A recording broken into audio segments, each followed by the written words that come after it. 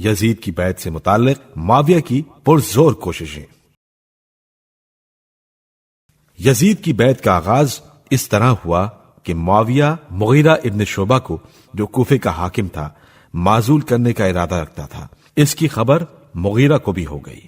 وہ اس بات کو جانتا تھا کہ معاویہ کے دل میں سب سے بڑی آرزو یزید کی ولی عہدی کی ہے، لہذا اس کو کوفے کی حکومت پر مستقل رہنے کی اس سے بہتر کوئی تدبیر نظر نہ آئی کہ یزید کی بیعت کے متعلق کوشش کرے۔ چنانچہ صاحب روضۃ الصفا لکھتے ہیں، مغیرہ کوفے کا حاکم تھا، معاویہ اس کو معزول کر کے سعید ابن عاص کو حاکم بنانا چاہتا تھا۔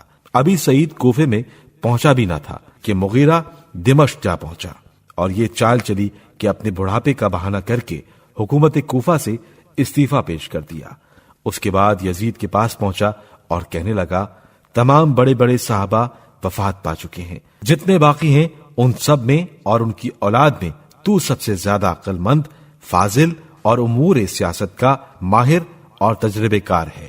ایسی صورت میں معاویہ تجھے اپنا ولی عہد کیوں نہیں بناتا اور لوگوں کو تیری بیعت پر کیوں آمادہ نہیں کرتا، تاکہ تیرا خوف لوگوں کے دلوں میں جگہ پکڑے اور معاویہ کے بعد کسی کو تیرے بارے میں چون و چرا کا موقع نہ رہے۔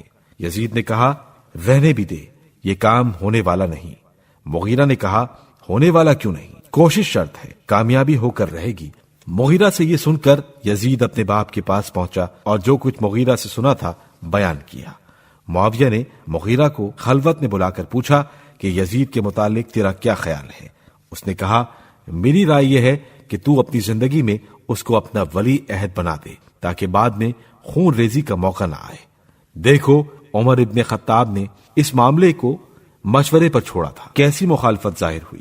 عثمان کو اتنا موقع نہ ملا کہ کسی کو اپنا ولی عہد بنائے۔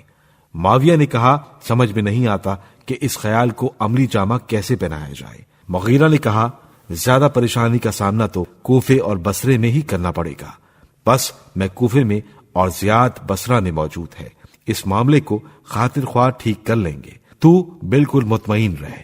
معاویہ نے کہا، پس کوفہ تیرا ہے، جا اور اپنا کام کر۔ مغیرہ کا کام باتوں باتوں میں نکل گیا۔